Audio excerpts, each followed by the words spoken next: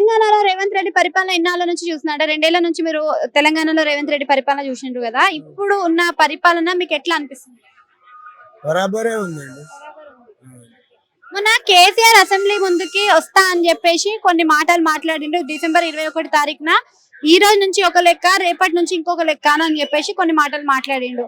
మరి అంత ఫైర్ ఉన్న మనిషి అసెంబ్లీకి వచ్చి 6 నిమిషాలు మాత్రమే ఉండి వెళ్ళిపోయిండు కదా. మీకేమనిపిస్తుంది? అది వట్టిగానే, అది రేవంత్ రెడ్డి బరాబరే. అంటే కేసీఆర్ ఏం లేదంటారా? కేసీఆర్ చేసిండు కానీ వాళ్ళ కింద వాళ్ళు బరాబర్ లేరు. నేను ప్రజల గురించి మాట్లాడతా, పాలమూరు రంగారెడ్డి ప్రాజెక్టుల గురించి మాట్లాడతా అని చెప్పిండు.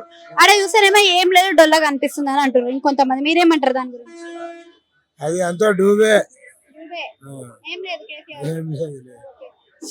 రేవంత్ రెడ్డి పరిపాలన ఎట్లా అనిపిస్తుంది? మరి ఏం నచ్చింది ఈయన పరిపాలన? ఇప్పుడైతే బరాబరే ఉంది ఆయన పరిపాలన. అంటే కేసీఆర్ కి రేవంత్ రెడ్డికి తేడా అంటే ఏం చెప్తారు? కేసీఆర్ రేవంత్ రెడ్డి సేమే, కానీ కేసీఆర్ చేతి కింద ఉన్నోళ్ళు మంచి వాళ్ళు లేకుండే వాళ్ళే అంతా. అంటే ఇప్పుడు రేవంత్ రెడ్డి కింద ఉన్న వాళ్ళు మంచిగా చేస్తుండ్రు అంటారా? ఇప్పుడైతే చేస్తుర్రు, ఇక తర్వాత చెప్పలేము.